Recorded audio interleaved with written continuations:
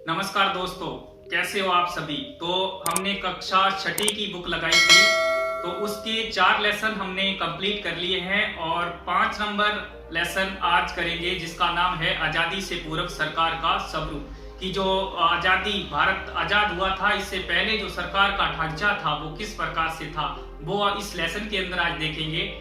तो इससे पहले मैं आपसे एक प्रश्न पूछ रहा हूं, जो अपने पिछले अध्याय में पढ़ा था कि लकड़ी व ईंटों की नालियां किस सभ्यता में बनी होती थी।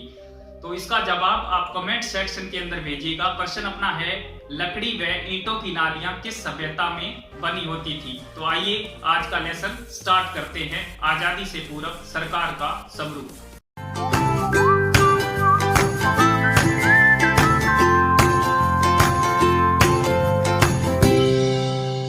आजादी से पूर्व सरकार का स्वरूप। रविवार का दिन था। दिशा अपनी मां के साथ गांव के पनघट पर पानी भरने गई थी। पानी लेकर आते समय उसने पनघट के पास बने हुए पुराने किले पर कुछ लोगों को घूमते हुए और फोटो खींचते हुए देखा। यह देखकर उसने मां से प्रश्न किया, ये लोग कौन है और यहाँ क्या कर रहे हैं। मां ने बताया, ये पर्यटक हैं और इस पुराने किले को देखने आए हैं। दिशा ने वापस प्रश्न किया, इस किले में ऐसा क्या है जो ये देखने आए हैं।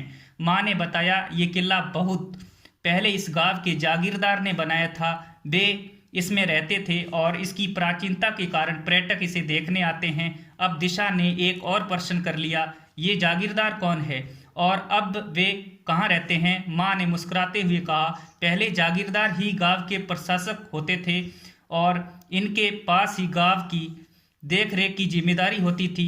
दिशा मां से कुछ और प्रश्न पूछती, उससे पहले ही घर आ गया। वह उसके प्रश्नों का सिलसिला टूट गया। दिशा के मन में जागीरदार को लेकर कई प्रश्न घूम रहे थे। तो इसमें अपने देखा कि पहले जो जागीरदार हुआ करते थे वो गांव के क्या हुआ करते थे, प्रशासक हुए करते थे।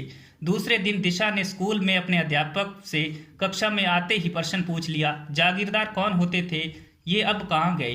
अध्यापक जी ने कहा, चलो आज आपको जागीरदार और जागीरदारी व्यवस्था के बारे में जानकारी देता हूँ। आज़ादी से पहले हमारा राजस्थान वर्तमान स्वरूप में नहीं था। मतलब जैसा आज राजस्थान आपको दिखाई देता है वैसा नहीं था, क्योंकि ये रियासतों के अंदर विभाजित था। यह मुख्यतः विभिन्न रियासतों में विभाजित था। ये रियासतें स्वतंत्र राज्य की तरह शासन संचालन करती थी। रियासतों के शासक अपने मंत्रियों और जागीरदारों की सहायता से शासन का संचालन करते थे।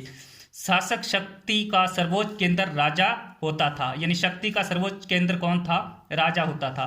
शासन का यह प्रकार राजशाही शासन कहलाता है, अर्थात जहाँ पर राजा का शासन होता है तो वो शासन ही क्या कहलाता है, राजशाही शासन। उसके बाद में आता है राजशाही शासन का स्वरूप। राजस्थान की विभिन्न रियासतों में सिसोदिया, राठौड़, कछवा और चौहान आदि वंश शासक राज्य करते थे। ये अलग अलग राज्य थे, किंतु शासन व्यवस्था लगभग समान थी। विभिन्न रियासतों के शासन संचालन के लिए केंद्रीय व्यवस्था के पदाधिकारी राजा, मंत्री, बख्शी, खजांची, परगना अधिकारी थे। यानी सेंटर के अंदर, केंद्र के अंदर जो अधिकारियों की व्यवस्था थी उसके अंदर कौन कौन हुआ करते थे, उसमें राजा भी होता था, उसमें मंत्री भी होता था, उसमें बख्शी भी होता था, खजांची होता था। ठीक है, इस प्रकार से अधिकारी होते थे। तो हमने सबसे पहले पढ़ना है राजा को, कि राजा का क्या काम हुआ करता था। राजा राज्य की संपूर्ण शक्ति का सर्वोच्च केंद्र होता था।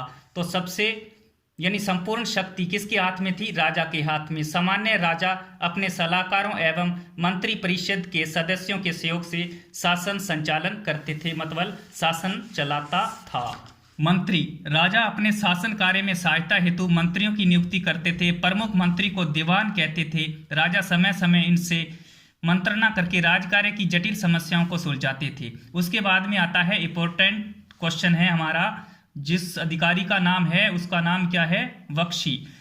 सेना को वेतन देने तथा सेना संबंधी अन्य कार्यों की जिम्मेदारी बख्शी की होती थी। किसकी होती थी, बख्शी की। बख्शी का क्या काम था कि जो सेना को वेतन देना और अन्य कार्य सेना से संबंधित जो भी काम है वो सारे बख्शी के हाथ में होते थे। उसके बाद में आता है खजांची। तो खजांची का क्या काम था, आमदनी और खर्च के हिसाब को संतुलित रखना। खर्च का जो मतलब खर्च है या आमदनी है उसका लेखा जोखा जो भी करता था, किसके नाम पर, खजांची होता था वो। बचत को सुरक्षित कर राजकोष में वृद्धि करना खजांची का कार्य था। उसके बाद में आता है परगना अधिकारी। राज्य परगणों में विभाजित था तथा परगणे में शांति व्यवस्था बनाए रखने की जिम्मेदारी परगना अधिकारी की होती थी। ग्राम राज्य की सबसे छोटी इकाई थी। ग्राम का प्रशासन ग्राम पंचायतें करती थी। तो राज्य की सबसे छोटी इकाई का क्या नाम था? ग्राम था।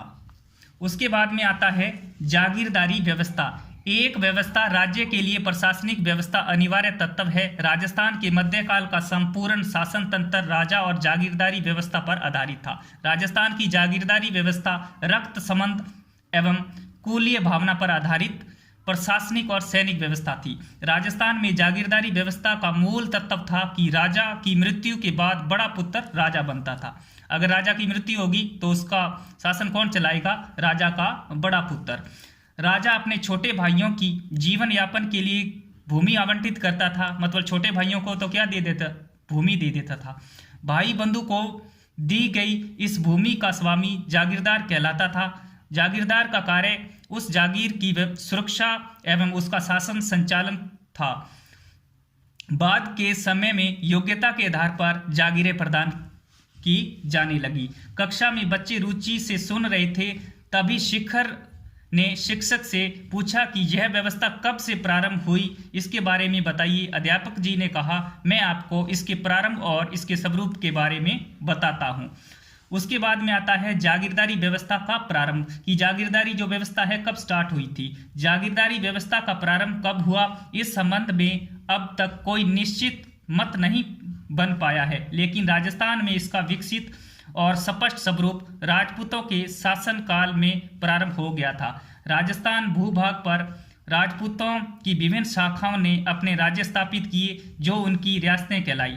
रियासतों की सुरक्षा एवं शासन संचालन हेतु शासकों ने जागीर व्यवस्था प्रारंभ की।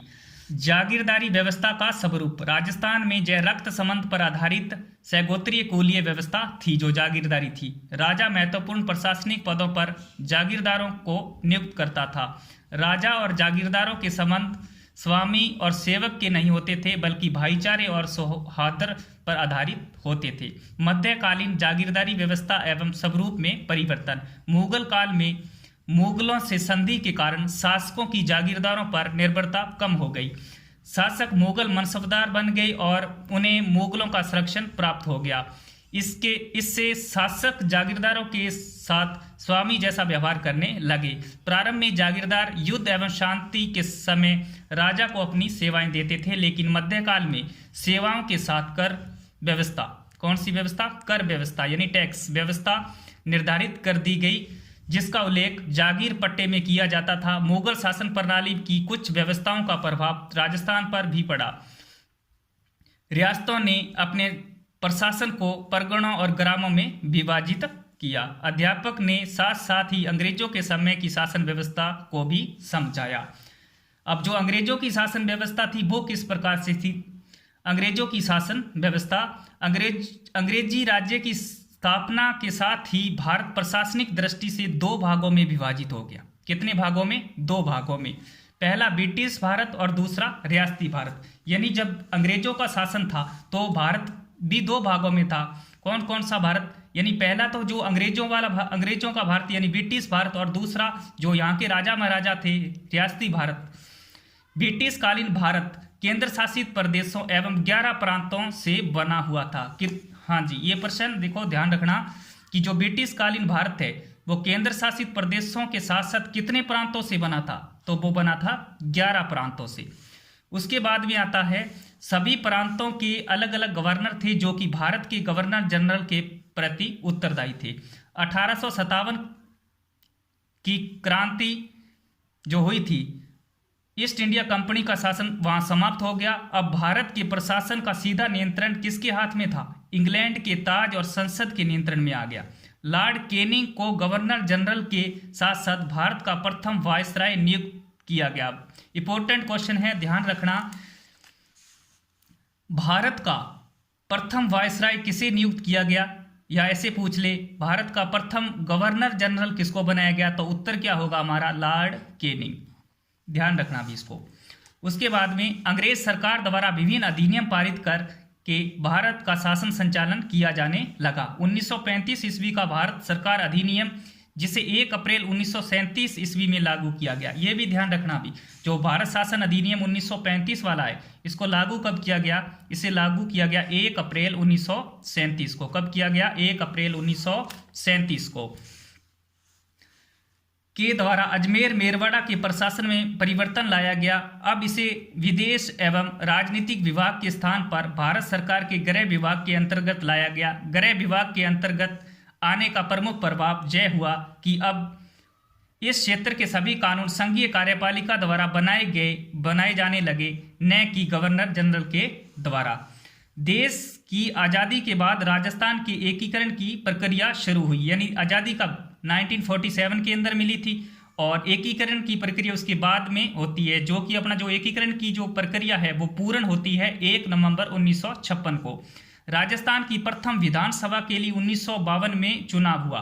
हाँ जी, ये प्रश्न ध्यान रखना कि राजस्थान की जो विधानसभा के लिए चुनाव हुए थे, तो प्रथम बार कब हुए थे? तो वो हुए थे 1952 के अंदर। कब हुए थे? 1952 के अंदर।